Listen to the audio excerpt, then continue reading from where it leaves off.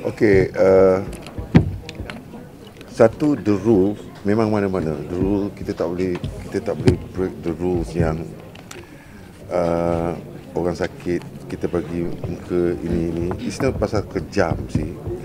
Kita kena patuh rules GVO mana-mana pertandingan sih. Dia memang koyak suara dia, ya. Daripada original key tu, sebenarnya saya cakap terus terang, okay, dia punya arrangement C minor ada modulate to E flat minor. Okay. So last minute, pukul 9:05, dia cakap suara dia tak ada.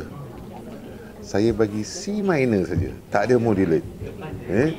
But still benda jadi makin teruk, langsung tak berbunyi. Saya turunkan lagi 1.5 A minor, still dia bercakap, well, benda tu koyak, but itu nasib malang dia lah, right?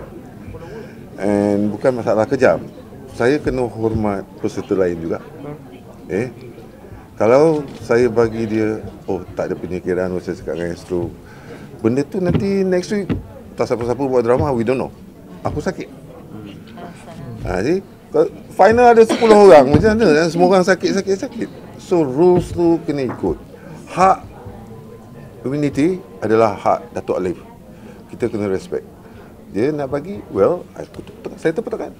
Ya, atas sifat, well, maybe benda tu jadi adil buat.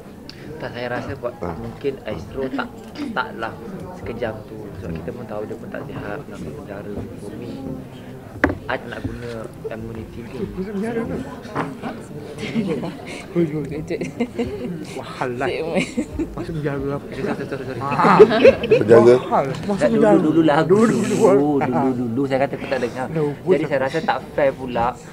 Saya rasa macam dia ada aura yang hebat, tapi saya harap Tok Ram membagi belas kasihan lah dekat dia. Takkanlah no. Macam you kan duduk kat atas, you tengok orang sakit, takkan you nak halau dia. No, it's not about halau. No, it's not about halau. You kena faham. No, I memang tak nak guna immunity sebab I nak guna sebelum semi final. Tapi I terpaksa dan I rasa macam tak, sebenarnya to be honest tak berbaloi. I target second semi final, tapi dah nilai tu besar kan. Tapi saya rasa macam tak tahulah, saya rasa macam perasaan tu bila dengar dia tersingkir, saya dapat rasakan dia mengharap sinar baru, kehidupan baru, support baru daripada netizen. Itulah punca rezeki dia. And then bila nak mulakan benda baru, rezeki dia dengan gegar berasa. Tapi you all, saya terpaksa lah. Saya kata saya tak nak sebenarnya, sebab bagi saya, tapi saya terpaksa.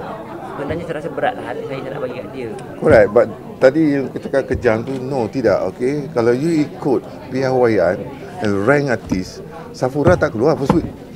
You agree with me? Artis lain yang terkeluar kan? Tak, pasal dia buat silap. So, kita orang punya kerja tu, kita kena neutral. You know? You dapat A, you dapat B, you dapat B. And keadaan dia tu adalah, it's a mother nature malang. But nasib dia baik tu ada immunity. Saya tepuk tangan. Frankly, saya tepuk tangan. Tu sebagai tugas juri, saya kena buat.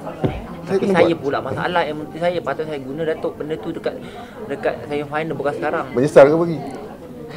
Tak, bukanlah menyesal. Tapi you pun adalah sifat kemanusiaan. Tak, bukan. Datuk Ramli tak ada kuasa untuk memberi. Saya tak ada kuasa.